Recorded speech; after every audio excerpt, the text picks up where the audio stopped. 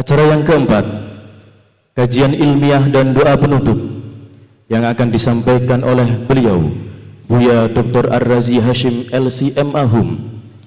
Kepada beliau, Buya Dr. Ar-Razi Hashim LCMA-Hum, dipersilahkan.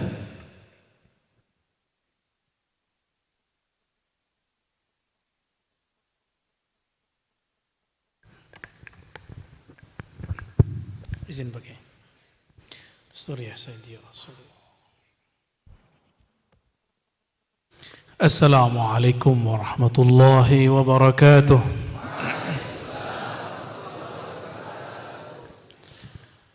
Alhamdulillahi alhamidillah. Mazhab dari yang 4. Kalau di sini mazhab kita apa? Syafi'i. Asy-Syafi'i, ya. Tahu kapan lahir Imam Syafi'i? Ada yang tahu? Imam Syafi'i lahir 150 Hijriah. Catat. 150. Sekarang tahun berapa? 14? 44, 43? 43. Lahirnya 150, wafatnya 204 Hijriah. Berarti sudah berapa lama? 12 abad yang lalu. Lama sekali. Tapi ajaran beliau masih cocok, masih munasabah, masih relevan dengan zaman kita. Imam Syafi'i berguru kepada Imam Malik. Imam siapa?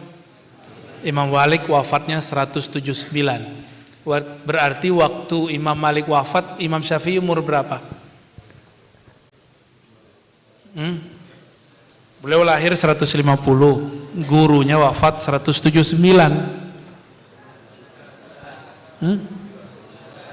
Benar, 29. 19 pada 9. Oke. Beliau ngaji umur 10 tahun. Umur 10 berarti beliau datang ke sana tahun 160. Datang dari Makkah ke Madinah. Imam Syafi'i lahir di kota Ramlah, salah satu kota di Palestina. Sayangnya ayahnya sudah wafat. Itu anak yatim, tapi jadi imam. Maka kalian yang gak yatim, gak jadi apa-apa, itu kebangetan. Ya, ini anak yatim jadi imam, masa kalah? Apalagi yang sudah yatim, tambah semangat. Ya, yang sudah yatim gak usah khawatir. Yang ngasih makan bukan bapak, yang ngasih makan Tuhannya bapak kita, Allah Subhanahu wa Ta'ala. Yang hidup orang tuanya semoga panjang umur dalam sehat dan afiat. Amin. Lahir di Ramlah, ibunya sudah janda. Dibawa ke Mekah, kampung ayah ibunya. Ngapain beliau ke Ramlah? Ziarah. Jadi ternyata orang tua Imam Nawawi kuburiyun. Antum tahu kuburiyun enggak? Pencinta kubur. Karena belum keluar pesantren jadi belum mengerti istilah-istilah begini, ya. Di luar nanti kalau kalian sudah keluar ada kelompok yang menyebut kita suka ziarah kubur dengan kuburiyun. Halo kuburiyun. Ini kayaknya depan saya bau kubur semua nih. Ila hadrati, ila hadrati, ila hadrati, ila hadrati. Itu bagi mereka kelompok yang nyamar jadi Ahlus Sunnah, mengatakan cuma mereka jadi Ahlus Sunnah, kita ini disebut ahli bid'ah. Ini Pak Kiai ini salah satu tokoh yang paling dibenci di kalangan mereka karena mursyid tarekat sufi. Mursyid ini kalian jangan macam-macam, dan mereka benci sekali dengan tarekat sufi.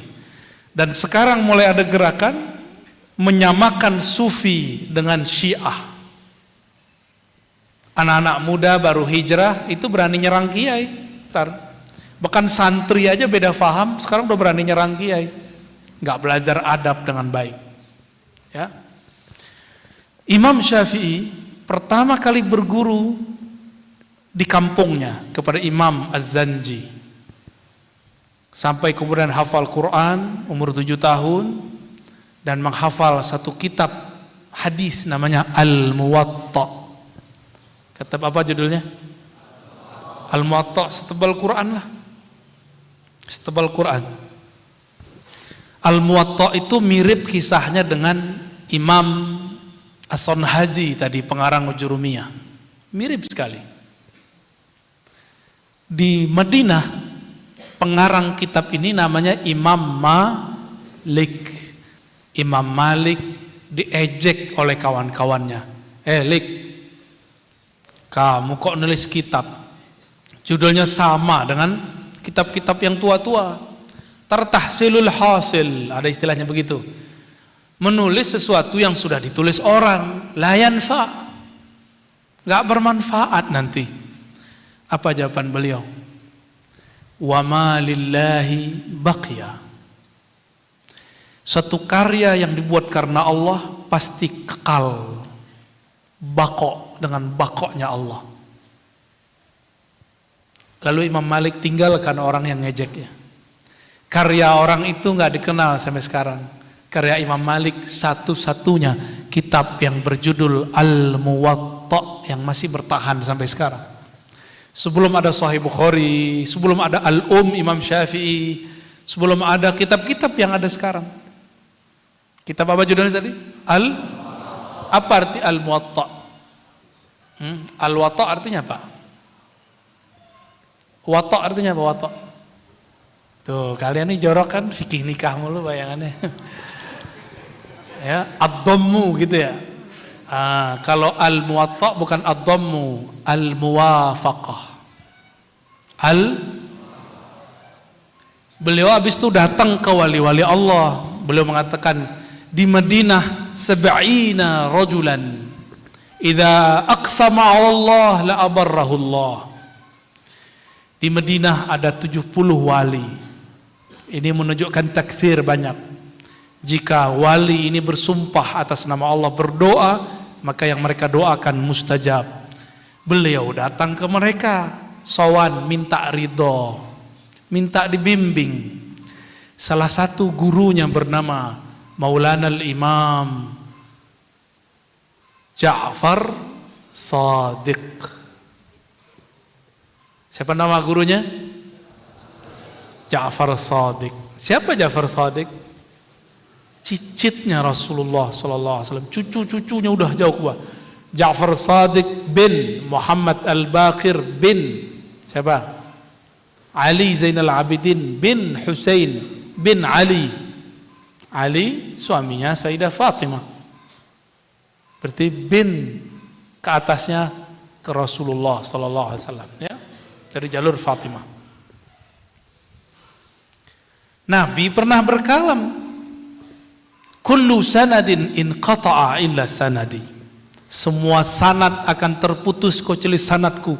Wa kullu nasabin inqata'a illa nasabi. Semua nasab silsilah akan habis kecuali nasabku. Maka coba lihat sekarang orang yang punya trah kepada Rasulullah, pasti nasabnya dikekalkan Allah. Sekarang yang bisa dicek cuma zuriat Nabi. Ini habaib sayyid itu bisa disebut fulan min fulan fulan sampai ke Nabi Adam bisa. Ya barangkali Pak Kiai dari jalur yang mana ketemu itu. Ya. Karena biasanya pendiri-pendiri pesantren yang lama itu ada kawin campur dan di atas ada Azmat Khan. Kalau beberapa tempat di Lasem itu ada Basyaiban. Itu mereka zuriat Rasulullah semua. Cuma orang-orang kita dulu tidak mementingkan itu. Yang penting dakwah berkembang. Nasab belakangan. Maka bedalah dengan keturunan Hadramaut generasi terakhir. Datang mereka tinggal di kauman yang di sekitar alun-alun. Nasabnya lebih terjaga. Kenapa? Karena umat yang dulu dididik oleh keturunan Azmat Khan sudah mengerti adab kepada zuriat Nabi sallallahu alaihi wasallam. Hampir semua kiai-kiai pesantren Jawa yang sepuh ada nasab kepada Sadah Ba'lawiyah, ya, pasti ada. Atau Sadah Sayyidina Azmat Khan, Ahmad. Ya. Itu Imam Syafi'i menghafalkan kitab apa tadi? Umur 10 tahun sudah hafal. Saya punya guru, sebelum beliau mendirikan sekolah tinggi Imam Syafi'i di Cianjur, beliau pernah ngajar kami 3 tahun berturut-turut. Beliau umur 10 tahun hafal kitab Al-Muwatta. Jadi beliau terobsesi sekali pengen seperti Imam Syafi'i. Betul sampai sekarang beliau menjadi pembela mazhab Syafi'i. Dari beliaulah saya mengambil mazhab Syafi'i, usul fiqih Syafi'i, dan akidah Asy'ariyah Maturidiyah. Sanadnya dari Maulana Syekh Hasan Hitu Al-Azhari Ad-Dimashqi. Beliau asalnya Damaskus, tamatnya Azhar. Apa kata beliau, guru saya ini? Atamanna ayyu'idallah hayati. Aku berkeinginan, semoga kalau memungkinkan, nah ini angan-angan aja. Seandainya Allah mengembalikan masa kecilku di saat dulu masih hafal kitab Al-Muwatta. Kalau hafal Muwatta, beliau sudah bisa 2 mazhab sekaligus. Mazhab Malik, mazhab Syafi'i. Itu dahsyatnya. Imam Syafi'i kemudian berangkat di perintah ibunya. Jadi Imam Syafi'i ini enggak disuruh ngendon di rumah memaknya. Ibu sih sayang anak. Cuma kalau sayang sama anak jangan dimanjain di rumah. Dia harus hidup mandiri di luar. Di zaman itu belum ada pesantren. Belum ada. Sekarang udah enak di pesantren. Di satu pesantren ada mungkin 20 fan. Masing-masing kiai guru tinggal datang aja ke kelas. Kita kalau mau kajian idhofiyah tambahan tinggal ngaji ke rumahnya. Nikmat sekali tinggal di pesantren. Mewah kata orang. Coba kalian kursus bahasa Arab di luar, mahal. Khusus terjemahan Al-Quran di Jakarta udah habis sekian juta, nggak bisa-bisa juga nerjemah. Serius. Kawan saya mau belajar ngomong bahasa Arab, saya bilang untuk apa? Kamu belajar bahasa Arab untuk baca Quran. 3 bulan bisa, bayarnya murah. Tapi di luar bayarnya mahal, selesai pun tak bisa. Untuk apa? Maka nih kalian nih hidup mewah di sini. Mewah secara nilai. Ilmu nahu ada ustadznya? Sorob ada? Sarap? Ya. Apalagi balaghah. Itu mahal itu ilmu. Ya. Mahal itu ilmu. Saya kaget. Kawan kita bisa buat syair dengan qafiyah arud yang sahih. Saya sampai hari ini nggak bisa. Bisa sih buat tapi nggak pakai qafiyah, nggak pakai arud, nggak pakai mustaf'ilun, udah nggak bisa. Buat sendiri aja, prosa. Jadi syairnya syair nasr. Bisa buat tapi nggak pakai wazan-wazan begitu, karena emang nggak. Satu-satunya ilmu yang saya tidak selesai ngaji itu cuma ilmu arud. Yang saya ingat ya. Dalam ilfan Islami itu yang nggak selesai. Coba ngaji di YouTube memang nggak bisa. Banyak masyayikh di YouTube udah jelasin, udah jelas, udah hampir selesai kitab. Kalau nggak talaki itu nggak bisa. Maka kalian punya kemewahan luar biasa di sini. Namanya talaki. Itu mahal itu harganya. Ya, sebagaimana beliau dulu ngajar kepada gurunya, beliau ngajarin kepada kita seperti dulu. Pasti sudah banyak yang didiskon itu ya. Dulu nggak bisa suruh push up, ya kan? Nggak bisa digampar. Kadang-kadang itu zaman-zaman guru dulu galak-galak. Itu pulpen, bukan pulpen, penghapus terbang, kena kepala kita kan. Tapi santri kalau kena berdarah dia ridho jadi kiai. Kalau dia nggak ridho, jadi musuhnya kiai. Kita sudah banyak ketemu orang begitu. Siapa saja yang rela dihukum gurunya, rata-rata jadi kiai besar. Karena hukuman guru adalah tazkiyah, itu tadi yang disebut beliau. Tazkiyah, yuzakkihim. Tazkiyah dulu walu ta'lim. Kenapa tazkiyah dulu? Tazkiyah itu membersihkan karakter. Karakter sombongnya dihancurin dulu. Kalau nanti nggak dihancurin, nambah ilmu, nambah sombong. Nambah ilmu, nambah sombong. Sum'ah, suka pamer. Pamer buku lah, pamer pengikut lah. Hati-hati, ntar kalian ini kan punya geng-geng nih, ya kan? Yang ikut gua sekian. Ntar kalau udah gede sama. Kalau udah jadi kiai, membanggakan pengikut. Kita minta banyak pengikut bukan untuk berbangga, tapi untuk membuat Nabi Muhammad SAW berbangga. Karena beliau mengatakan, inni mukatsirum bikumul umama. Aku berbangga dengan jumlah banyak kalian terhadap umat-umat terdahulu. Ini bukan dalil poligami aja ya. Itu kan biasanya dipakai untuk dalil poligami. Sahih. Ada yang lebih sahih. Punya banyak murid, ini dalilnya. Makanya saya lama nih memperhatikan beliau, kok kemana-mana. Lebih semangat dari saya loh kalau beliau ini safar. Saya kalau safar, Rabu berangkat, pulang Jumat. Beliau bisa 6 hari, 7 hari, 4 hari minimal. Sekedar untuk meneteskan kalimatullah ke kalbu murid-murid. Biar murid-murid banyak belajar zikrullah. Ini termasuk hadis Nabi. Inni mukatsirun bikumul umama. Kalian di rumah mukatsir enggak Pak Kiai? Enggak ya? Muwahhid ya? Ini obrolan para ustadz. Ente diam aja ya.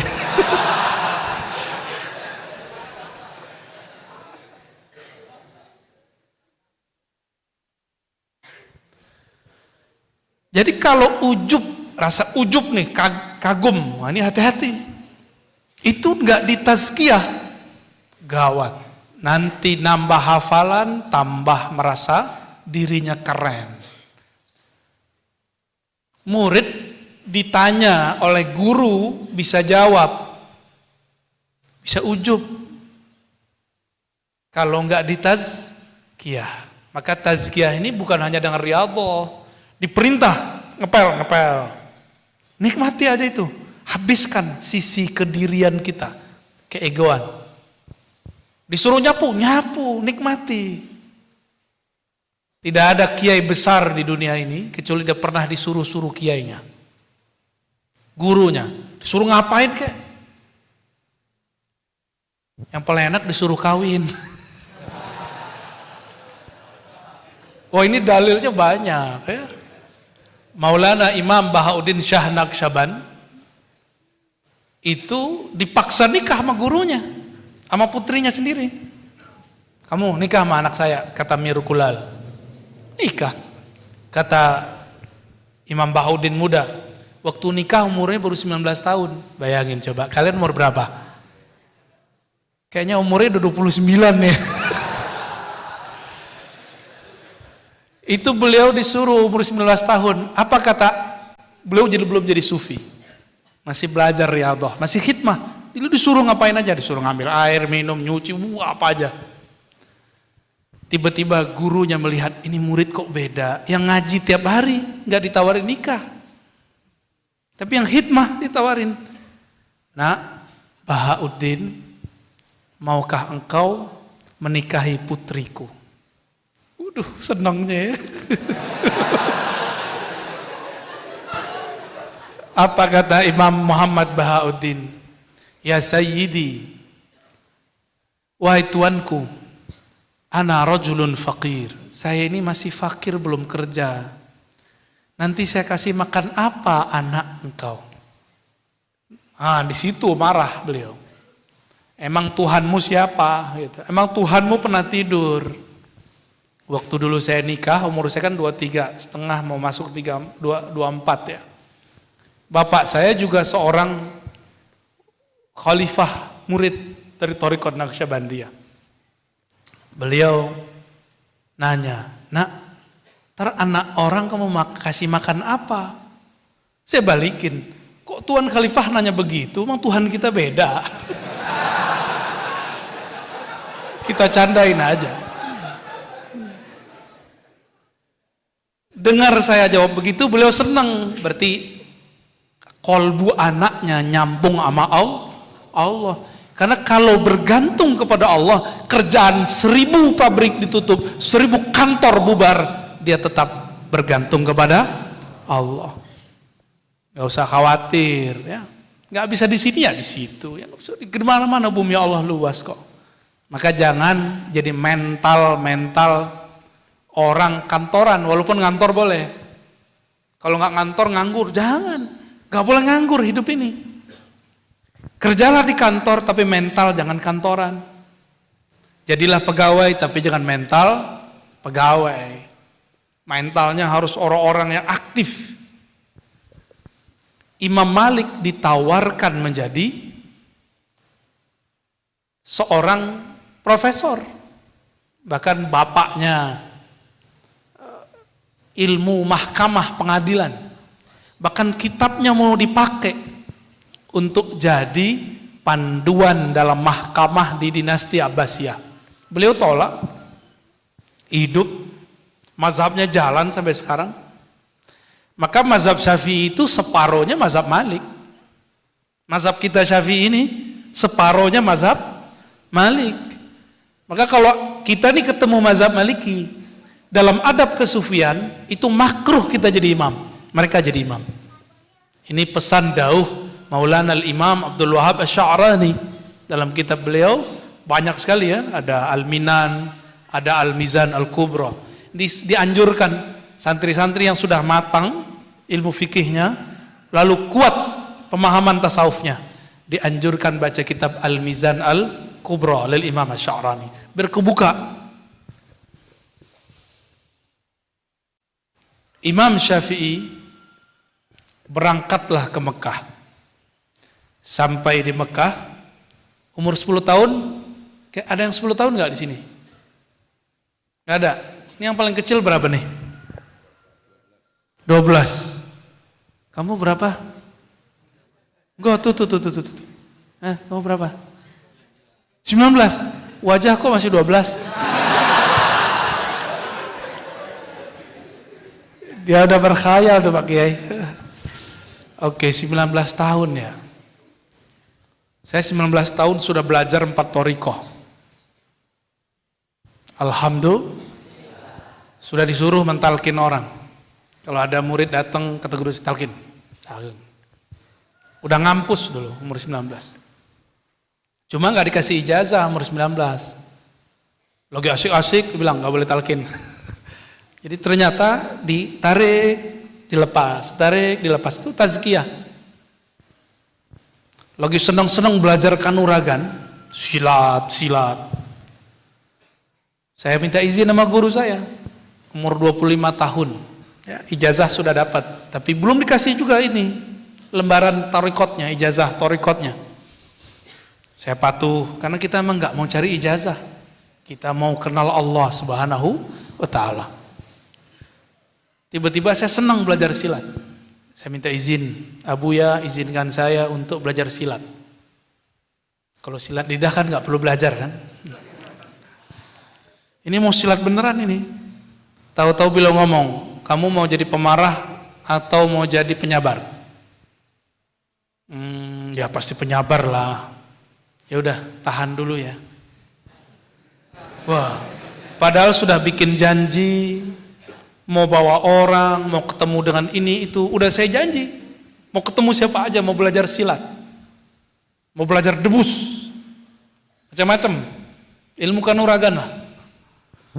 Tapi di saat guru kita dauh begitu, tasdik atau tidak? Jadi murid yang sodik atau murid yang kazib? Murid yang sodik depan belakang adabnya sama. Gurunya di depan, gurunya di belakang, gurunya dekat, gurunya jauh sama. Gurunya hidup, gurunya mati, adabnya sama. Itu murid shadiq. Jadi ada berapa jenis murid? Murid shadiq, murid kazib. Ini Imam Sya'rani juga yang bagi nih. Murid shadiq, murid yang lahir batin, dia betul-betul beradab kepada gurunya. Ghaib dan hadir sama. Beda dengan murid yang kazib. Malah kalau perlu adu-adu kiai antar kiai. Ya. Kalau perlu omongin kiai di belakang orang. Kiai ini dapat hadiah mobil nih misalnya. Kiai saya tidak zuhud. Omongin begitu hilang ilmu antum. Ya. Coba aja. Kiai kita lagi keluar kota nih, ada orang meninggal samping. Kiai ini nggak punya perasaan. Masa tetangganya meninggal, dia nggak takziah. Ada kalian ngomong begitu?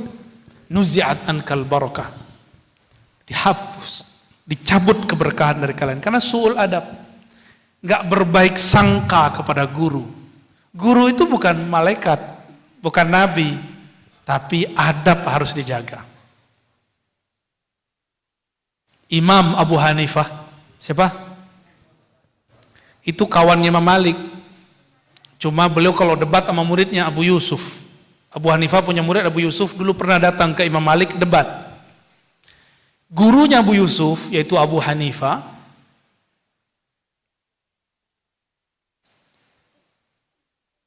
satu kali kakinya pegel. Dulu belum ada sofa begini, duduknya di bawah mesnat, kayak orang-orang Arab sekarang di bawah. Kakinya seharusnya selonjoran ke arah timur, tapi dia nggak selonjoran. Dia alihkan, miringin dikit ke arah selatan. Ditanyalah oleh muridnya, ditanya oleh khadamnya, wahai tuan guru, kenapa engkau tidak meluruskan kaki ke sana? Kok miring-miring begitu kan gak enak dilihat. Apa kata beliau? Di arah timur ada rumah guruku Hammad ibn Abi Zaid. Siapa nama gurunya? Hammad ibn Abi Zaid.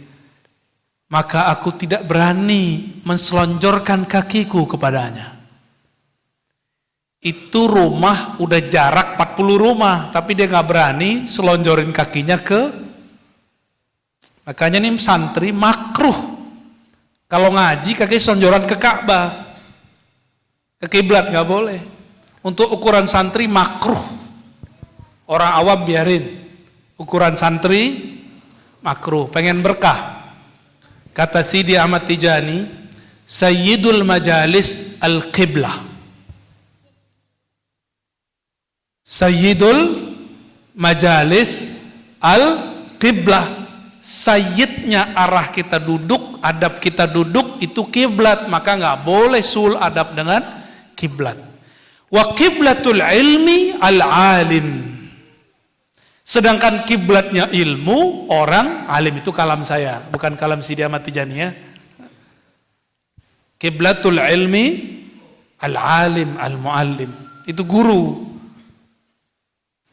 Makanya mazhab Abu Hanifah hatta al-yaum mutabbaqun fi Eropa, fi Turki, fi Aljazair, fi Maghrib, fi ayyi makan. Cuma di Indonesia aja mazhab Abu Hanifah nggak dipakai. Ntar sesekali saya pakailah. Kan dapat sanadnya kita ya. Pemegang 4 sanad mazhab itu Maulana Al-Imam Zakaria Al-Ansari yang punya hasyiah fikih. Ya. Jadi orang kalau punya sanad ke beliau sebenarnya punya 4 sanad mazhab.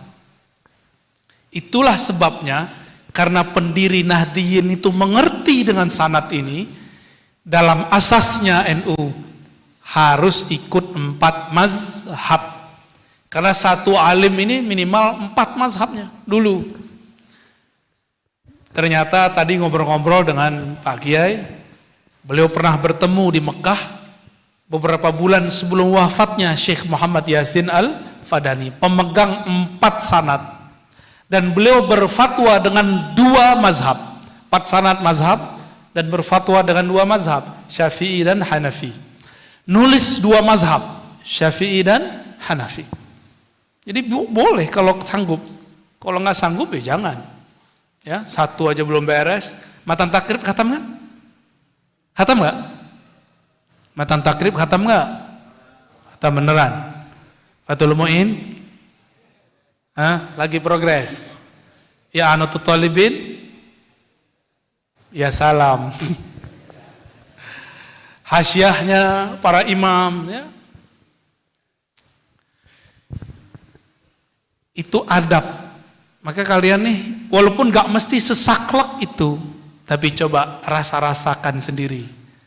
Inilah dasarnya kenapa di pesantren-pesantren ulama ahlu sunnah, kelas pertama belajar ta'limul muta'alim. Masih? Itu dipakai, jadikan adab. Insya Allah diberkahi sampai mati. Ya, sampai mati loh. Gak tanggung-tanggung. Gak usah jauh-jauh, orang yang mengamalkan, meyakini isi aqidatul awam, didoakan pengarangnya husnul khotimah. Aqidatul, cuma mungkin antum ini dapat aqidatul awam, cuma ngapal-ngapal nyanyi-nyanyi doang. Ya. Depannya apa? Hah? Kita mau tahu nih halus sunnahnya, bener gak nih? Gimana depannya? Terus saya mensyarah satu bait itu hampir 4 jam. Satu bait itu. Bait baris tengah pertama 2 jam, bait kedua 2 jam. Tapi bisa diringkas. Bisa diringkas jadi 2 jam, bisa diringkas jadi 1 jam. Ternyata itu pembukaan dahsyat sekali. Dahsyat sekali itu pembukaannya. Belum lagi baris keduanya. Bait berikut-berikutnya, beliau Sayyid Ahmad Al-Marzuki, seorang wali Allah subhanahu wa ta'ala. Jadi mereka kalau nulis, itu isyaratnya isyarat dari Nabi. Usut punya usut, beliau sebelum nulis kitab, mimpi bertemu Rasulullah SAW, disuruh nulis kitab. Selesai nulis kitab, setoran lagi kepada Rasulullah SAW. Beliau mazhabnya juga Maliki. Murid-muridnya banyak bermazhab Syafi'i. Salah satunya Said Ahmad Zaini Dahlan. Gurunya para ulama-ulama Nusantara di sana dulu. Syekh Ahmad Khatib Minangkabau ngambil ke beliau, Syekh Nawawi ngambil ke beliau. Dari nama Syekh Nawawi lah diambil nama ayahanda beliau ini. Ya, Bahyai Nawawi ya. Yang juga seorang mursyid, seorang faqih. Taib. Imam Syafi'i masih kecil, umur 10 tahun, ya wajahnya masih culun lah. Tahu culun? Tahu ya? Kayak wajah-wajah kalian inilah. Imam Syafi'i, anak kecil kan belum bisa fokus kalau duduk. Pasti gerak-gerak, main-main mulut, gitu-gitu ya. Imam itu, ini saya lagi mempraktekkan itu di Jakarta ya. Walaupun majelis kita nggak besar, saya pakai ruko. Untuk ngaji kitab tuh pakai ruko. Pesertanya kebanyakan mahasiswa santri. Jadi kita saring siapa yang masuk. Kalau baca kitab ada mukriknya. Ada mukrik. Ada asisten yang baca kitab. Di zaman dulu belum ada cetakan. Itu cetakannya apa, kitab kuning kalian tuh ya? Apa, Maktabah Haramain gitu ya. Itu pasti kulitnya apa, kuning tuh warnanya itu ya. Maktabah macam-macam lah. Di zaman itu enggak pakai maktabah. Imam Malik kalau punya murid yang boleh jadi mukriknya harus hafal Al-Muwatta dari awal sampai akhir. Berat atau berat? Berat ya. Untung kalian enggak di bahasa Imam Malik ya. Boro-boro nyontek. Gak bakal mungkin bisa nyontek. Suatu kali mukriknya salah baca. Anak kecil yang 10 tahun yang gak dianggap oleh Imam Malik meneruskan bacaan itu dengan tanpa beban. Anak kecil kan suka-suka dia kan. Itu sampai beberapa riwayat dilengkapi. Imam Malik melihat ini anak siapa? Bertambah umurnya 11 tahun. Kemudian besok-besok jika si mukri gak bisa, langsung yang diperintahkan Imam Syafi'i muda, Muhammad bin Idris. Belum dikenal sebagai Syafi'i. Masih Muhammad bin Idris. Umur 12 tahun disuruh ngajar bab puasa. Imam Syafi'i. 12 tahun ngapain? Guling-guling di pasir ya? Iya, ngapain? 12 tahun Imam Syafi'i sudah jadi muallim bahkan mufti dalam satu bab. Jadi orang boleh jadi mufti bukan dalam semua bab, tapi baban, juz'an, disebut mufti juz'i, ya, mutajazzi, boleh. Kan ada yang muftinya kulli, ada yang juz'i. Yang kulli itu mujtahid mutlak, yang juz'i ini imam-imam yang punya fan tertentu. Sampailah kemudian beliau ngajar, umur 12 tahun wajib puasa nggak? Belum, ya. Imam Syafi'i ngajar, lapar, ambil di kantongnya, makan kurma, nyam. Yang ngajar orang-orang segede kalian, yang belajar, bengong. Tuan, ini kan hari puasa, Anda ngajar bab puasa. Muhammad bin Idris Asy-Syafi'i senyum. Apa kata beliau? Ana lam akun balighan aqilan. Saya belum baligh, belum akil. Makan lagi.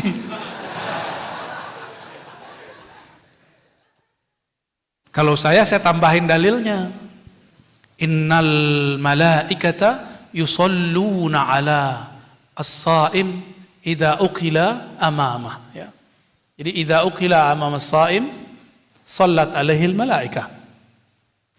Seingat saya itu ada di Kutubus Sittah Sunan Ibnu Majah. Kalau ada orang makan depannya puasa, itu malaikat doain, sabar cong.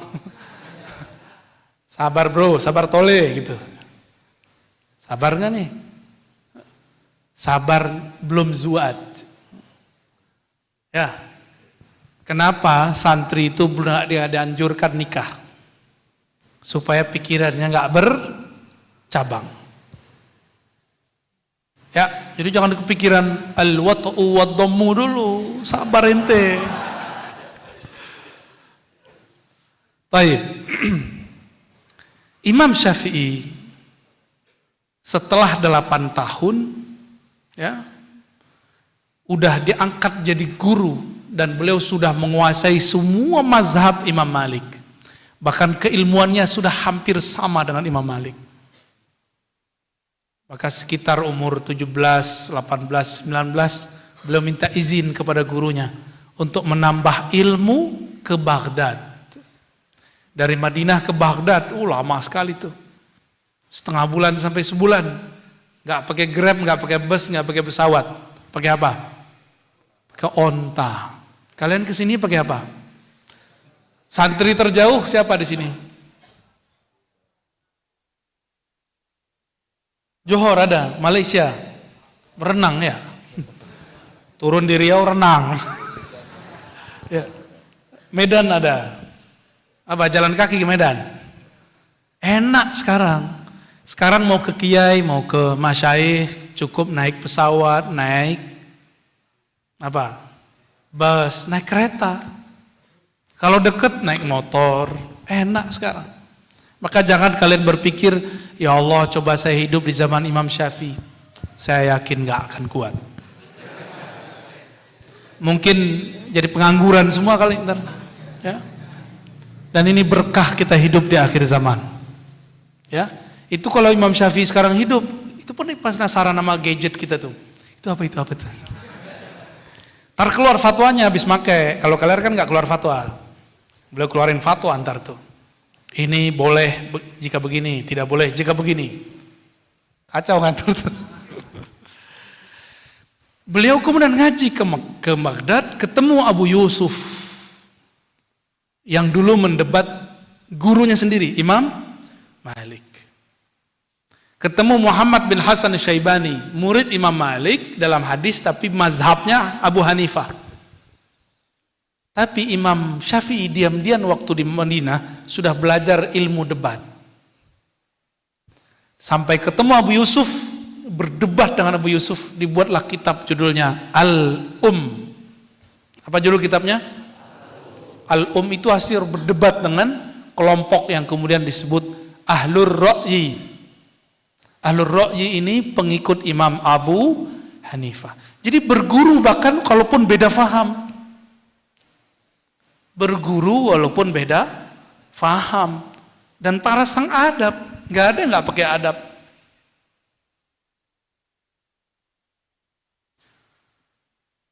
Kemudian beliau berguru lagi ketika bertugas. Jadi beliau pernah sempat jadi PNS, jadi qadhi, pejabat.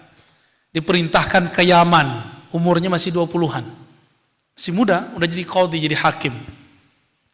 Tapi di Yaman ada pergolakan politik. Orang Syiah lagi bangkit.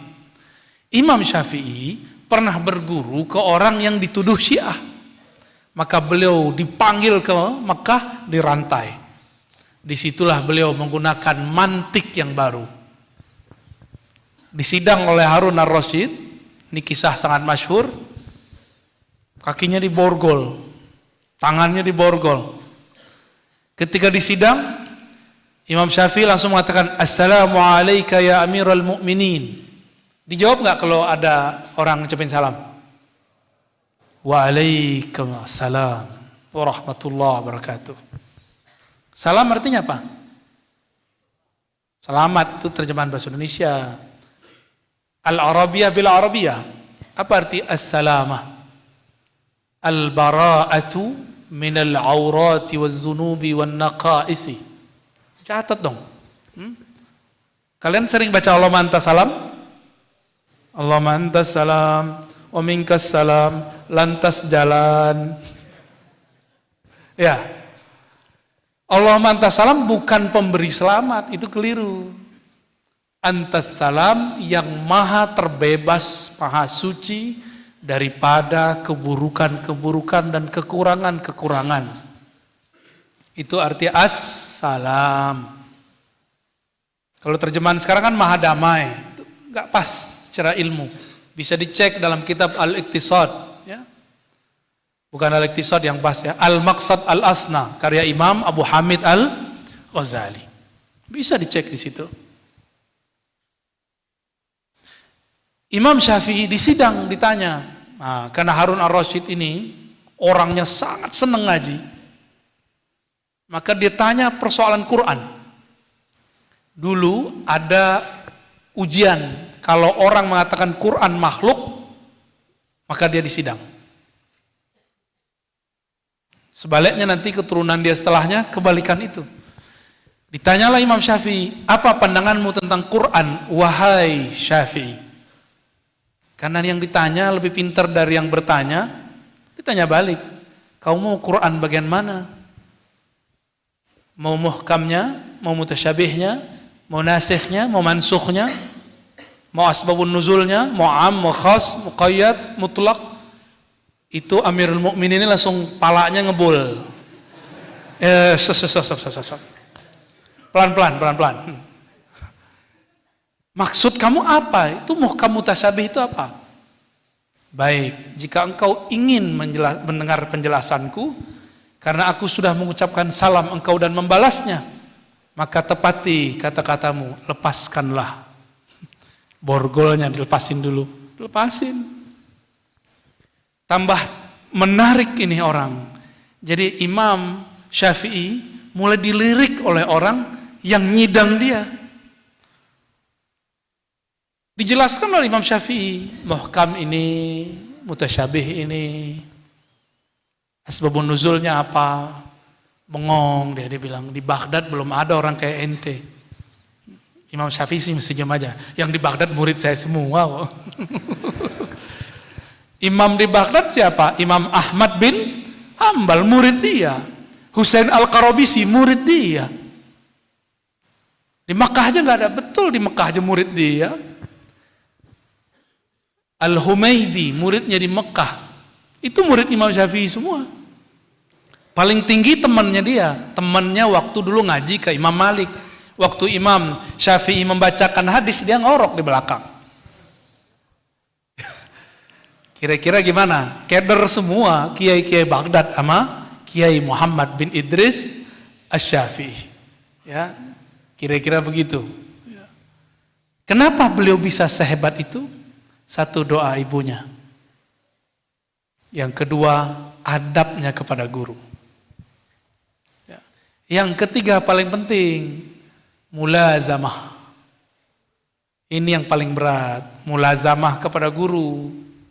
Ya, ini paling berat nih. Disuruh mulazamah itu paling berat.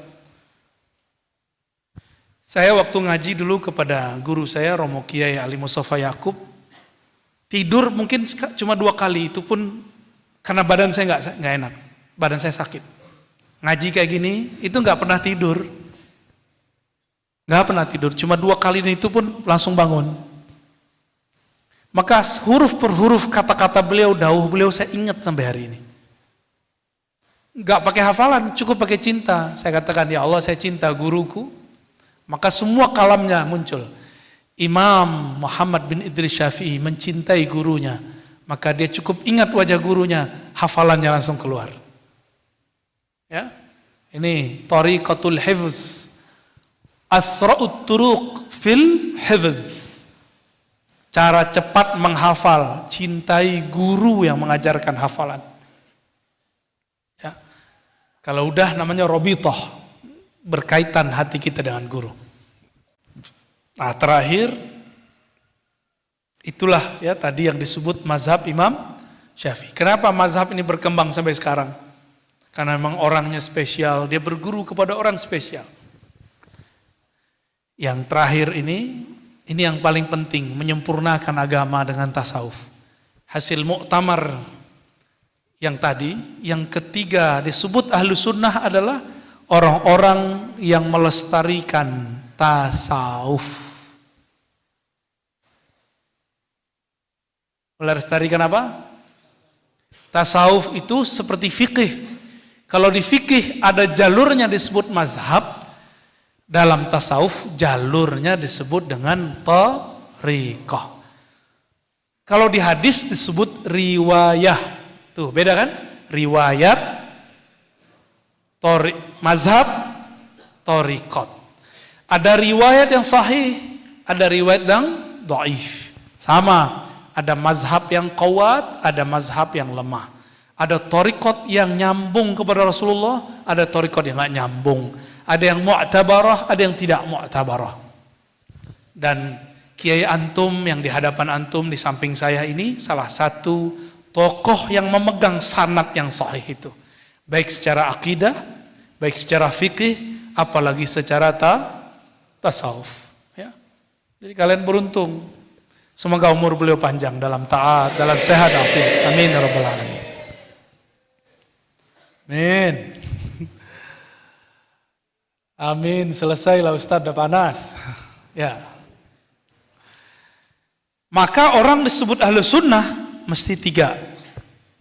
Nah, kalian udah belajar tasawuf belum? Belum, masih belum sempurna. Jadi sempurna agama bukan dengan menikah. Sempurna agama dengan 3 ini. Tapi itu rumusan ulama Al-Azhar. Itu juga yang dirumuskan sebelum kemerdekaan oleh Hadratus Syekh Hasyim Asy'ari. Hadratus Syekh Hasyim Asy'ari belum kebayang Al-Azhar ngomong begitu. Tapi di akhir masa ini, di akhir zaman ini ada tambahannya sesuai hadis Nabi. Harokah. Tambahin yang keempat, apa? Harokah. Harokah pergerakannya itu juga mempengaruhi. Maka jangan heran nanti ada kiai akidahnya sama, mazhab fikihnya sama, bertasawuf juga, tapi harokahnya berbeda. Harokah yang mana yang kita ikuti? Yang tujuan harokah ini kan banyak pergerakan-pergerakan. Organisasi ini, harokah ini, jam'iyah ini, semuanya harus mengikut kepada hadis Imam Ahmad. Apa kata Nabi SAW? Nanti setelah ada khilafah Rasyidin, ada mulkan adhan, kekuasaan yang masih menggigit Al-Quran Sunnah, masih berpegang teguh. Habis itu mulkan jabbaran, otoriter, orang-orangnya nggak ada rasa kasih kepada orang. Gak punya rahmah di kolbunya, beda dikit benci, kiainya beda sama dia tentang kiainya. Khawarijul asar, mereka lah khawarij zaman ini. Nabi mengatakan summa takunu khilafatan ala minhajin nubuwah. Di akhir zaman ada khilafah. Khilafah itu artinya pemerintahan yang menggantikan sebelumnya. Ala minhajin nubuwah. Manhajnya manhaj nubuwah. Nubuwah itu kata Imam Al-Hakim At-Tirmizi, al-ilmu billah, yang berdasarkan ma'rifatullah, mengenal Allah SWT. Allah itu banyak sayangnya, rahman rahimnya daripada syadidul batshi, syadidul iqab, itu jarang disebut di Quran. Lebih banyak rahman dan rahim. Maka harokah yang masuk kepada harokah ala minhajin nubuwah adalah harokah fiha rahmatun lil alamin, yang di dalam dirinya ada harokah. Nubuwah itu ruhani. Ruhani itu nanti menyampaikan ilmunya kepada kolbu. Maka orang-orang yang ala minhajin nubuwah pasti sibuk membersihkan kolbunya, bukan membersihkan pandangan-pandangan orang terhadap dirinya. Ya, jadi nanti kalau kalian keluar dari ma'had ini, takharruj, sudah lolos, khirij, sempurnakan dengan harokah, pergerakan yang berdasarkan nubuah Nabi Muhammad SAW. Kalau nubuah, maka yang memegang nubuah itu pasti seorang walayah yang mempunyai kewalian, pasti. Dan dia pasti bergerak dengan isyarat-isyarat ilahiyah, gak pakai nafsu, gak pakai ambisi, tidak pakai kebencian, tapi pakai kasih sayang. Nanti kalian akan faham kalau sudah keluar, ya. Apa yang saya katakan, ada kiai 3 di depan ahlu sunnah, tapi harokahnya tidak ahlu sunnah, harokahnya khawarij banyak. Penciriannya itu beda dikit, berarti kiainya sudah dianggap belot. Beda coblosan politik dianggap pengkhianat. Kalau sudah sampai ke sana, berarti sudah alamin haji nubuahnya sudah hilang. Ya, berarti ada 4 ya karakter ahlus sunnah. 3 sudah dirumuskan ulama kita terdahulu, 4 kita tambahkan berdasarkan hadis ini, karena faktanya sudah sangat berat. Barangkali itu Pak Kiai, Adinda, para santri sekalian, para asatis yang dapat saya sampaikan. Ada diskusi? Oke, tafadhol ya.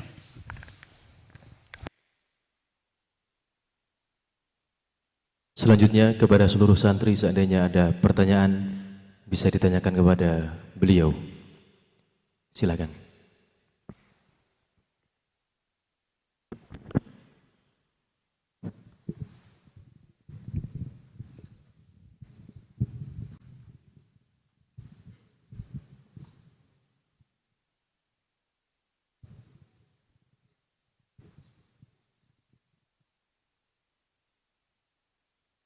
Assalamualaikum warahmatullahi wabarakatuh. Ngapunten, mau ada satu pertanyaan. Ini saya mendengar dari beberapa teman, katanya dokter pernah berada pada golongan-golongan Wahabi. Dan pertanyaannya adalah alasan ataupun sudut pandang dokter kenapa bisa berubah haluan dari Wahabi tersebut menuju Ahlussunnah, itu bagaimana? Itu pertanyaan utamanya. Tapi ada sedikit pertanyaan tambahan, karena ada pepatah yang mengatakan kalau ingin mengenal musuhmu maka kenalilah medan perangmu. Lalu saya menjadi penasaran bila mana nanti saya perlu memerlukan perang adu mulut mungkin dengan golongan-golongan yang menyalahi Ahlussunnah wal Jamaah. Saya perlu tahu medan perang saya, yang mana begini, bagaimana sudut pandang Wahabi tentang Ahlussunnah hingga mereka banyak menyalahkan Ahlussunnah. Demikian pertanyaan saya, dokter. Terima kasih. Atas nama siapa? Atas nama Fikri Muh Ansor. Fikri Muh Ansor. Kelas? Kelas 2 Ulia A, anak Pak Habibullah. 2 Ulia A, putrane Pak Habibullah. Oke. Terima kasih Buya. Untuk pertanyaannya Dari Kalimantan Tengah, Pangkalan Bun, Kecamatan Pangkalan Lada. terima kasih untuk Kamu pertanyaan. kesini pakai renang ya? Iya, benar. Ya, langsung dijawab. Alhamdulillah saya dulu pernah ikut, Allah takdirkan ikut kajian-kajian Salafi Wahabi. Karena mencari, dan lucunya itu setelah khalwat Pak Kiai. Saya khalwat umur 13 tahun, setelah itu baru kemudian mengenal. Kenapa kemudian saya ikut? Satu hal yang menarik dari kelompok Salafi Wahabi itu adalah ilmu hadis. Itu yang menarik. Ini yang banyak orang-orang santri-santri kemudian mengira, oh ini yang benar Ahlussunnah yang begini nih. Hadis riwayat fulan. Gitu. Kalau nyebutin hadis tuh pakai hadis riwayat fulan. Rawahul Bukhari fi sahihi. Disahihkan oleh Albani. Nah, di belakangnya ada begitunya tuh. Itu bikin kita semangat. Akhirnya adalah 2 tahun lebih sampai 3 tahun. Kok malah saya musuhan sama teman saya sendiri? Musuhin guru saya sendiri. Bahkan su'ul adab kepada orang tua. Bapak saya dulu senang dengerin musik Ebit GAD. Kayaknya pakai apal tuh lagunya tuh ya. Saya dengar suara pakai enak soalnya ya. Itu di rumah saya lemparin pakai ke belakang, ke parit. Cium, tuh nanti ada lagu Dewi Yul. Cium, ya. Kamu kan tahu kan Dewi Yul kan?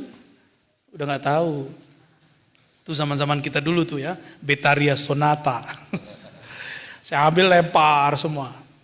Bahkan tip saya rusak. Ini akibat belum tazkiyah sudah dapat ilmu. Jadi ganasnya ini belum dilembutkan, belum dijinakkan. Dia harus dijinakkan dulu. Keberingasan dalam diri, baru diajarin ilmu. Kalau udah jinak ini, udah muncul al-uns billah, baru diajarin ilmu. Maka tambah ilmunya, dia tambah lembut. Dalam kelembutan itu ada kekuatan yang azim. Kekuatan yang luar biasa. Kalian tahu orang-orang militer, polisi militer sama. Itu kalau mereka keras di kantor, di rumahnya lembek semua itu. Letoy di rumah itu udah ya. Sama istrinya yang tidak sekuat dia. Emang begitu. Kuat badannya, kuat gertakannya, emosinya. Di rumah takluk. Rata itu 90%. Kan yang ngomong kawan saya sendiri yang anggota ya kan. Kok bisa begitu? Ya begitulah adanya. Suami-suami, miswa-miswa, al-khaifin. Yang punya sifat khauf. Orang la khaufun alaihim walahum yahzanun. Makanya canda kiai-kiai, kalau mau jadi wali, nggak boleh takut sama istri. Kan la khaufun alaihim walahum yahzanun. Hormat tapi enggak khauf ya. Lalu saya enggak berhenti berguru. Di saat saya lagi ikut kajian-kajian Ustadz Salafi. Jadi saya dulu berguru ke Ustadz Salafi tamatan Al-Azhar Mesir. Ini kan lucu. Al-Azhar itu kan kayak Nahdiyin. Persis sama enggak jauh beda. Bermazhab, berakidah Asy'ariyah Maturidiyah, bertasawuf. Maka kalau ada lulusan Al-Azhar anti tasawuf, anti Asy'ariyah, anti kepada ilmu-ilmu yang kita pakai sekarang, itu dicurigai dia nggak ngaji di Al-Azhar itu. Ngajinya di pojok-pojok itu nggak jelas. Ya, di yayasan-yayasan sekitar Al-Azhar dulu. Dan itu terjadi. Saya dulu ngaji ke mereka. Maka ketika ketemu masyaikh-masyaikh dari Al-Azhar, saya kemudian lapor ke beberapa mereka. Afan Sidi, kok khirij Azhar, murid-murid antum pulang bukan bawa akidah Azhar. Akhirnya orang kampung saya melarang anak-anaknya berangkat ke Al-Azhar. Salah satunya saya kan gak jadi berangkat. beasiswanya ada. Istikharah 3 bulan baru ketemu Jakarta. Ternyata di Jakarta ada ahli hadis, di Jakarta ada ulama setiap minggu datang. Minggu ini ulama ini datang, minggu besok, dan itu saya ambil kesempatannya. Lebih sering ketemu ulama saya daripada kawan-kawan di sana. Alhamdulillah. Kawan saya pulang-pulang bisa bahasa Jawa. Orang Padang bisa bahasa Jawa. Bisa bahasa Bugis. Saya tanya, kamu kursus di mana? Di Kairo. Cakep tuh ya. Inna fi dzalika laayatin lil alimin. Dia ngamalin ayat itu kayaknya. Surat Rum. Sesungguhnya dalam perbedaan bahasa dan warna ada tanda-tanda bagi orang yang alim. Dia alim banyak bahasa. Bahasa Jawa, bahasa Melayu, bahasa Indonesia, bahasa Arab pasti kan? Lumayan. 4 bahasa pulang-pulang. Maka kemudian di Mesir, di Al-Azhar ada peraturan ketahuan ngaji di luar Al-Azhar, DO. Ya, beberapa mahasiswa sudah ada yang bahkan dikeluarkan kalau terindikasi ikut aliran terlarang. Ada beberapa sahabat kita dilarang ke suatu tempat di Samanut. Datang di ke sana, ditangkap sama surtohnya, polisnya, askarnya. Ada yang stres, ada yang nggak lanjut kuliah, ada yang lanjut. Kasihan. Ya, kasihan. Tapi saya ingat Gus Dur Pak Kiai. Gus Dur nyampe di Al-Azhar malah main-main. Kata beliau, kitab yang dibaca di ruak, yang dibaca di kampus sama aja. Di ruak itu kayak ginilah kira-kira, masing-masing pojoknya ada kiainya. Yang dipelajari kitab apa? Ujurumiyah, Sanusiyah, Fathul Mu'in, itu yang dipelajari di sono. Hasyiahnya Zakaria Al-Ansari, hasyiahnya Ibnu Hajar Al-Asqalani, Al-Haytami. Itu mereka belajar kitab-kitab itu, dan kitab itu sudah selesai semua. Gus Dur waktu di Jawa. Jadi kitab yang kalian pelajari di sini nggak kalah keren dengan yang dibaca di Timur Tengah. Maka menurut saya pesantren cukup buat Mahat Ali, santri-santri masuk Mahat Ali aja, nggak usah keluar. Ilmunya orisinal, sanadnya jelas. Cuma kan santri orangnya nggak puas ya, alasannya ikut Imam Syafi'i pindah kota. Ya jalan-jalan, ya nggak apa-apa juga sih. Dengan semangat mendengar dari banyak guru, saya kemudian ketemu lagi guru-guru yang membimbing kepada yang baik. Jadi saya nggak punya satu ustadznya lebih dari 5. Malam ini dengan kiai ini, saya dulu kan nggak nyantri kayak kalian. Dulu ngalong, tahu ngalong kan? Pulang-pulang jam 2, pulang-pulang jam 1, kadang-kadang pulangnya esok pagi. Tidur dulu di surau. Di situ saya belajar Thoriqot, belajar kitab Al-Hikam. Ya. Dulu masih ada, di kampung saya dulu masih ada. Belajar ilmu-ilmu ma'rifat. Dulu kita di surau-surau. Sekarang kiainya sudah meninggal, buya-buyanya sudah meninggal. Jadi saya dikasih gelar buya itu dari sana. Jadi itu bukan buat-buat sendiri. Dapat ijazahnya begitu. Seharusnya buya orangnya udah kayak beliau kan. Ya rambutnya sudah berwarna gitu ya. Berjenggotnya sudah separuhnya putih, separuhnya hitam. Seharusnya kan begitu. Tapi kalau di tempat saya enggak. Orang dapat ijazah dia boleh dipanggil buya, syekh, mursyid. Ternyata mazhab manhajnya sama dengan Pak Kiai. Kalau murid sudah mandiri dan dibutuhkan, maka diberikan ijazah. Begitu. Beda dengan di Jawa Barat ya, di Jawa Barat agak ketat sedikit. Taib. Jadi berguru yang banyak, jangan punya satu guru. Al-isnad minad din, berguru bersanad bagian dari agama. Semakin banyak guru, semakin banyak yang menghubungkan kita kepada Rasulullah SAW. Ya, jadi guru saya banyak dulu. Dari banyak guru inilah kemudian berkecamuk di sini, lalu saya sujud kepada Allah. Ya Allah, aku sudah stres. Ustadz ini beda dengan ustadz ini. Ustadz fulan beda dengan ustadz fulan. Saling jelek menjelekkan. Bahkan dibuat ijtima antara beberapa ustadz. Si ustadz yang A ngomong, kalau dia ada saya nggak datang. Itu bikin saya stres melihat kok orang Islam begitu ya. Mursyid anti dengan mursyid yang lain. Kiai buya menyerang buya yang lain. Saya doa, ya Allah pertemukan aku dengan orang yang mempertemukan aku dengan hadis-hadis Nabi. Udah itu aja. Tiba-tiba dalam 3 bulan yang tadinya mau berangkat, udah mau berangkat itu ke Mesir. Dananya sudah ada semua. Bukan berarti Mesir jelek, enggak. Tapi mungkin itu baik untuk teman saya, enggak baik untuk saya. Karena masih labil. Anak-anak NU kalau ke Kairo kan tambah bagus aswajanya. Jadi kuburiyun alfa marrah ya. Kubur aja tuh, kubur Ibnu Athaillah, kubur Imam Syafi'i, kubur Sayyidina Al-Husain. Jadi kalau ada orang NU ke Kairo, panen dia tiap hari ya. Panen kuburan. Saya ini nggak senang ziarah kubur dulu, baru senang ziarah kubur setelah bertorikoh yang serius. Baru ngerti, dulu itu kita gaya. Kubur nih 100 meter, kita nggak ziarah, cuma bilang, kita ziarah dari sini saja. Gaya bener Pak Kiai. Kayak kasyaf aja kan. Kita ziarah dari sini, merem sebentar, Al-Fatihah. Gaya.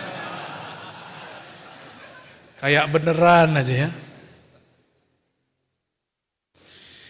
Gitu ya, berguru yang banyak dek. Jangan satu guru, jangan satu kiai. Ya. Tapi kalau mursyid cukup satu. Selesai tarbiyah dengan beliau, kalau sudah diijazahkan mau nambah lagi boleh tambah yang lain. Tapi selesai dulu satu. Jangan belum nanggung di sini udah pindah lagi. Sama kayak orang mau kelas 6 baru kelas 5 pindah lagi. Sama kiai di sana kamu kelas 5 lagi. Mau selesai terus pindah lagi. Akhirnya cerita kemana-mana, saya banyak torikot tapi nggak ada satupun yang selesai. Saya banyak kiai tapi nggak ada satupun yang mateng. Nah itu nggak baik. Khuz min kulli syaikhin, ambil dari semua guru, lakinnal mursyid wahidun. Tapi mursyid cukup satu. Biar kalau zikir fokusnya satu. Ya. Yang kedua tadi apa? Udah ke bawah airnya. Udah dapat. Ya, khalas. Terima kasih atas jawabannya Buya. Sudah puas Mas Fikri? Silakan satu pertanyaan lagi tadi di belakang ada. Bisa maju ke depan dulu.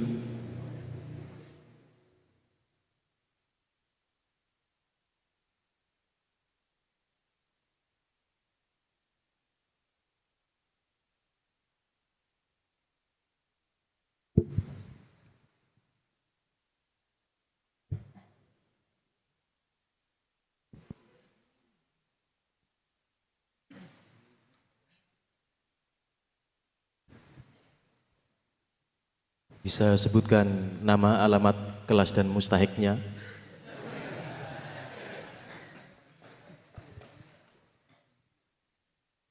Ya, terima kasih atas waktunya. Perkenalkan nama saya Muhammad Khalil Wahid dari Purwodadi Grobogan, kelas 2 Madrasah Diniyah Uliaa, mustahik Bapak Muhammad Habibullah. Di sini saya akan bertanya soal tadi dikatakan oleh Buya bahwasanya untuk menghatamkan kitab takrib pun itu masih sulit, belum khatam. Itu ada mau dikatakan bahwasanya ada metode mudah untuk memahami kitab dan menghatamkannya cepat.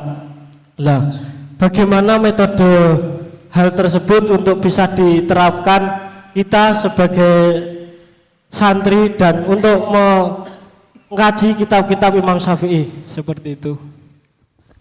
Baik, bagus ya. Metode untuk membaca kitab, mengkaji kitab, kalau ulama-ulama di Mekah, Madinah dulu sampai ke Mesir masih dijaga, itu ada metode yang kita pakai waktu bulan puasa. Apa namanya? Baca aja gitu ya.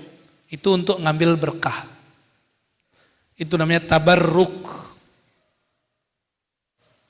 Lalu yang kedua ada namanya tafaqquh. Jika ingin menjadi orang yang dapat keberkahan, cukup khatam-khataman. Baca dari awal sampai akhir, baca aja nggak ada penjelasan. Itu cukup dengan majelis Ramadan, Rajaban, ya. Di sini masih jalan pakai? Alhamdulillah. Tapi biasanya santri-santri tidur.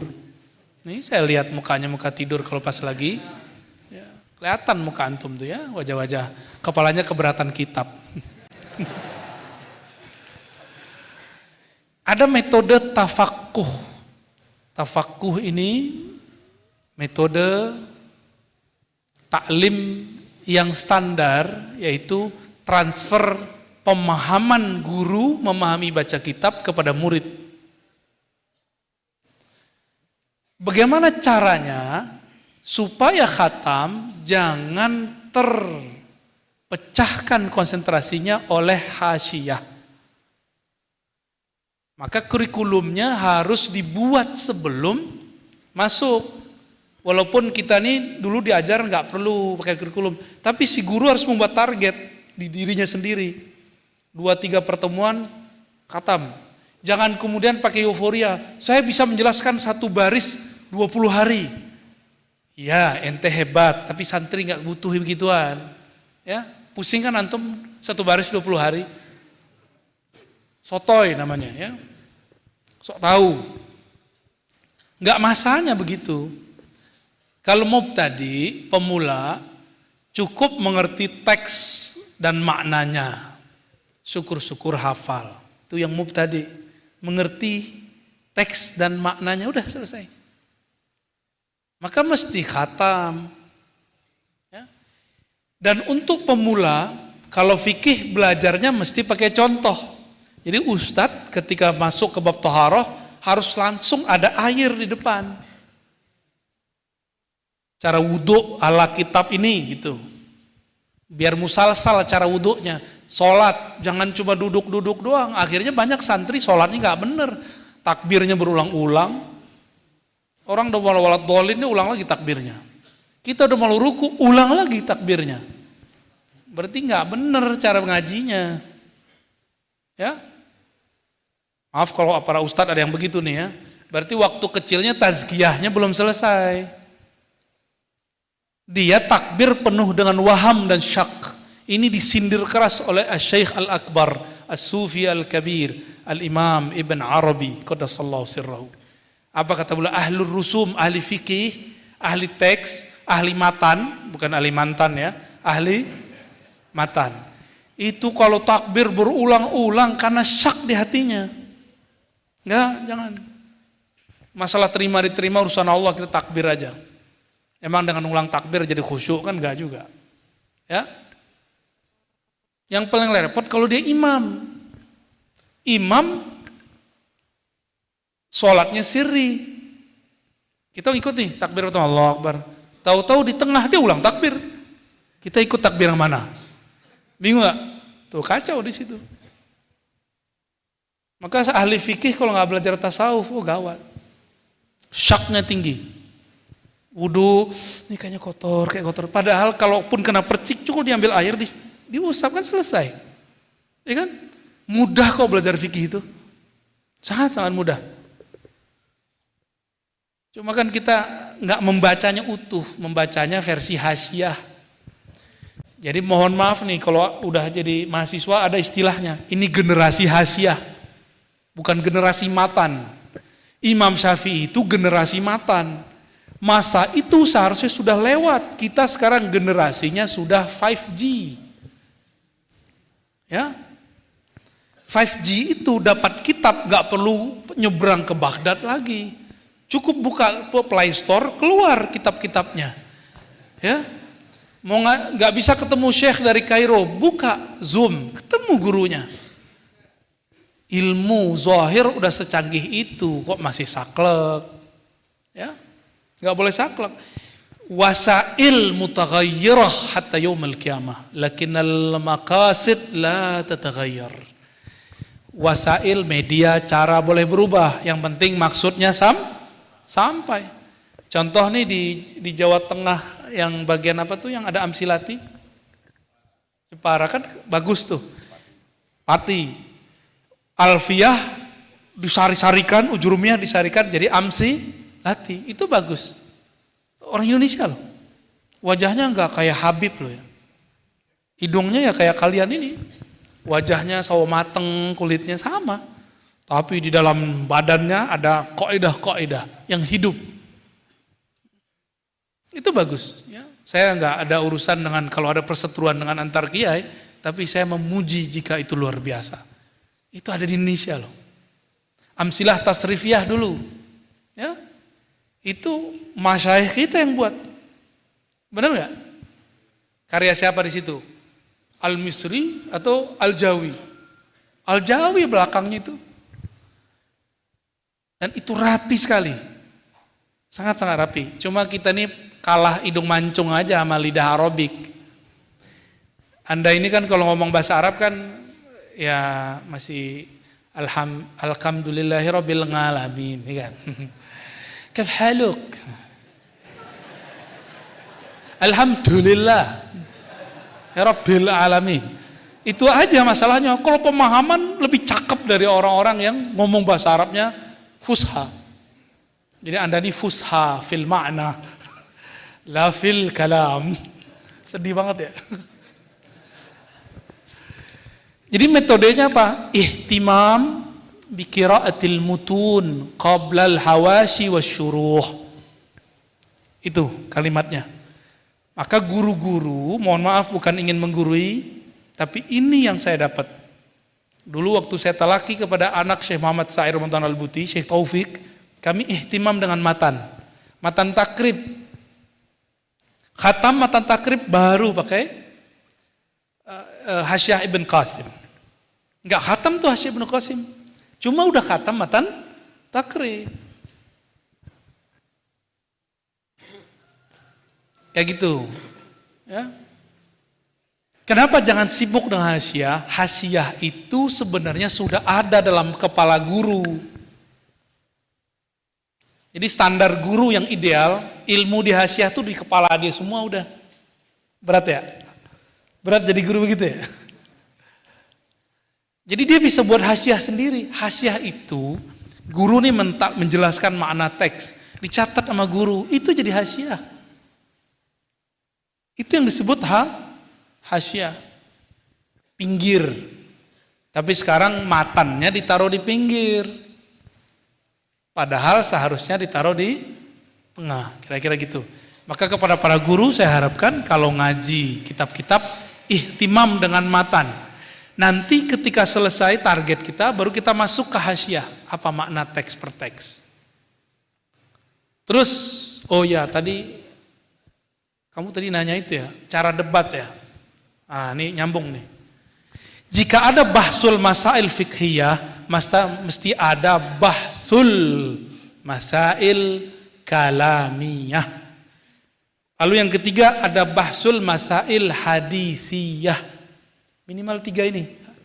Kalau mau berhadapan dengan kelompok-kelompok yang tadi membid'ahkan kita, harus paham yang 2 dan 3-nya. Mereka udah gak mempan pakai Fathul Mu'in. Kejadian di Jakarta, Ustadz pakai Fathul Mu'in, I'anatul Talibin, si dia ini, kelompok Wahabi ini pakai Sahih Bukhari, apa kata dia? Masa ente pakai I'anatul Talibin lawan saya yang pakai Sahih Bukhari. Tuh, cemen kan antum digituin? Repot kan? Kalau orang pakai Sahih Bukhari, lawannya Sahih Bukhari. Gitu. Minimal Sahih Muslim, ya kan? Kalau enggak karya Imam Syafi'i. Jadi harus ada bahsul kalamiyah, debat kalam. Apa yang diperdebatkan orang? Tuhan di langit, Tuhan turun, bersemayam duduk di atas aras, Sayyidina, tawassul, masuk ke situ semua tuh. Ada bahsul kalamiyah ini, bisa juga nanti bahsul tasawuf, bahsul masail sufiyah. Di Timur Tengah jadi kitab itu. Saya udah temu ada 2 kitab khusus tentang hasil bahsul masail mereka. Apalagi beliau ini seorang mursyid.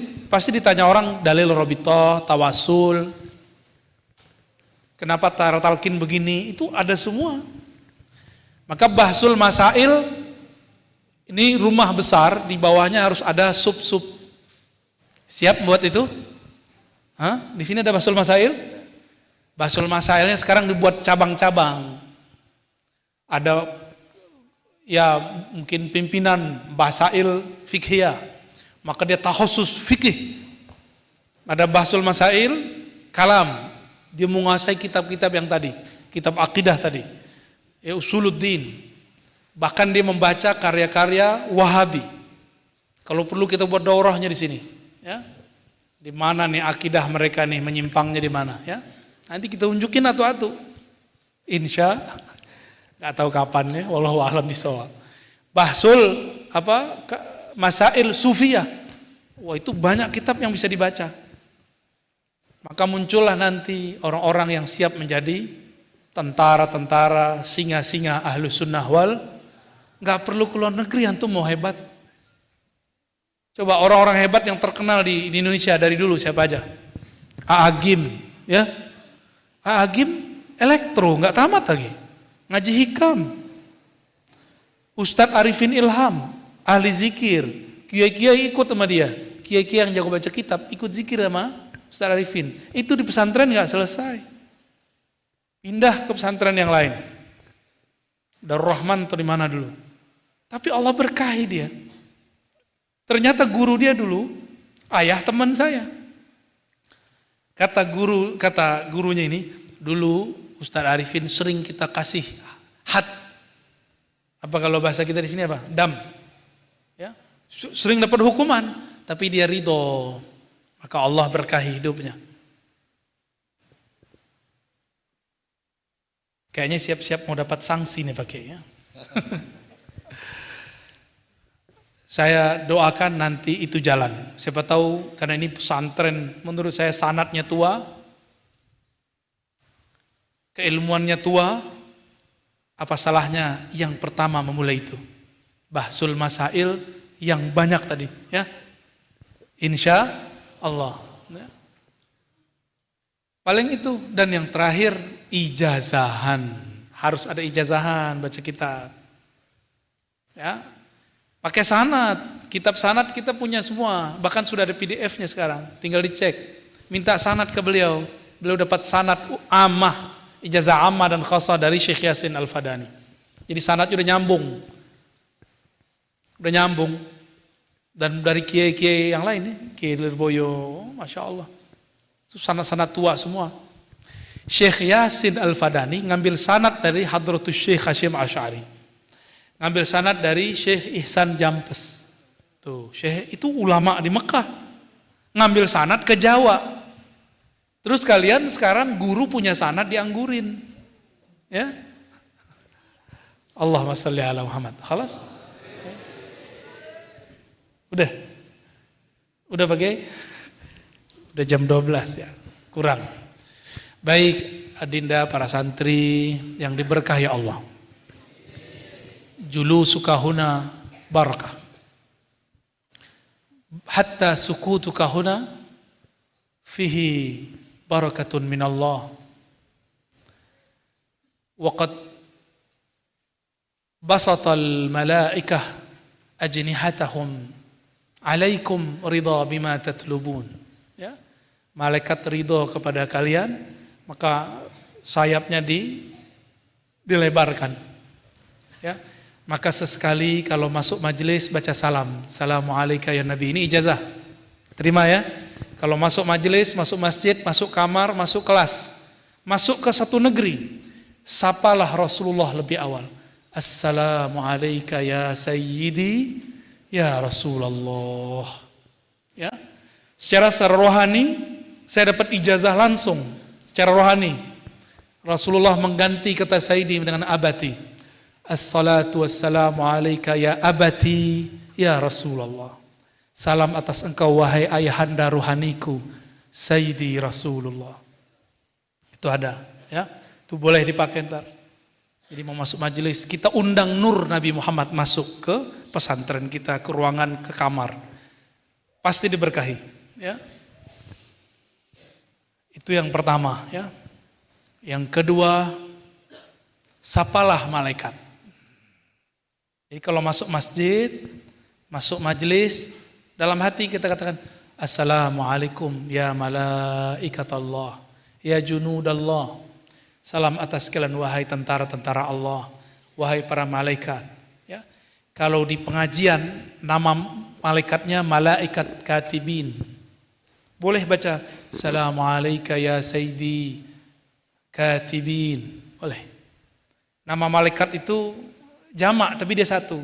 Katibin. Ya. Jadi malaikat itu ada famnya. Ada Mikail, Jibrail, Israfil. Ada il. Ada un. Ada an. Ada belakangnya. Oke. In, katibin. Ada man, kiraman. Ya. Jadi boleh baca. Ini 2 ijazah ya. Ketika masuk satu majelis, baca salam kepada baginda Rasul sallallahu alaihi wasallam. Yang kedua, sapalah malaikat katibin. Ya. Kalau umum boleh, Assalamualaikum ya malaikah, ya junudallah. Lalu kirim Fatihah untuk mereka. Al-Fatihah. Kenapa saya sampaikan itu? Karena dalam hadis Nabi dikatakan nanti di akhirat ada syafaat dari Rasulullah, ada dari malaikat dan orang soleh. 3. Dari Rasulullah disebut syafaat uzma. Dari malaikat syafaat ridho. Dari ulama syafaat berguru. Ya. Ajaztukum kama ajazani masyayikhi. Al-Fatihah. A'udzubillahi Bismillahirrahmanirrahim. Siratal ladzina an'amta 'alaihim ghairil maghdubi 'alaihim. Allahumma ya Rahman ya Rahim ya Karim ya Azim ya Ghaffar ya Ghafur.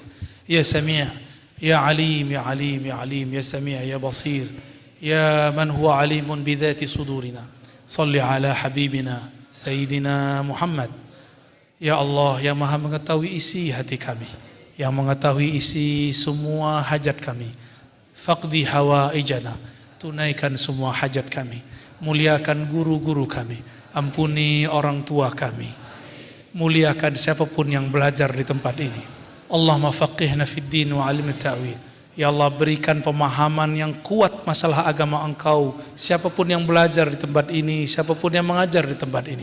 Wa alimhum ya Rabbana at-ta'wil. Allahumma ya muqallibal qulub, wahai yang membolak-balik hati kami, yang menaik turunkan iman kami, berikan kami ma'rifat yang tetap di kalbu kami. Wa tawaffana ala dinik, dan wafatkan kami husnul khatimah dalam agama. Allahumma ya muhawwilul ahwal, hawwil ahwalana ila ahsanil ahwal. Ya Allah, rubahlah keadaan kami menjadi lebih baik. Hari ini lebih baik dari hari sebelumnya. Warzuqna husna zanni bika ya Rabb, dan berikanlah kami satu amal qalbu ya Allah, yaitu husnuzan kepada Engkau. Allahumma inna nas'aluka ridhaka wal jannah. Ya Allah berikan kami keridhaan Engkau dan berikan kami pertemuan dengan Rasulmu di surgamu. Wa na'udzubika ya Rabbana min bughdika wa sukhtika ya Rabbal alamin. Lindungi kami dari kemurkaanmu, dari ketidakridhaanmu, baik di dunia ataupun di akhirat ya Allah. Allahumma arifna aqrabat tariq ilaik. Ya Allah, tunjukkan kami, berikan kami jalan menuju Engkau dengan jalan yang tercepat, mengenal Engkau dengan pengenalan yang cepat, dan berikan kami rasa bertuhan yang tetap. Rabbana atina fid dunya hasanah wa fil akhirati hasanah wa qina adzabannar. Wa sallallahu ala sayyidil wujud sayyidil kaunain sayyidina Ahmad sayyidina Muhammad wal ali wal mahdi khalifati wa sallim walhamdulillahi rabbil alamin. Subhanakallahumma wa asyhadu an la ilaha illa anta astaghfiruka wa atubu ilaik. Mohon maaf salah kurangnya, mohon maaf Pak Kiai, para guru. Assalamualaikum warahmatullahi wabarakatuh.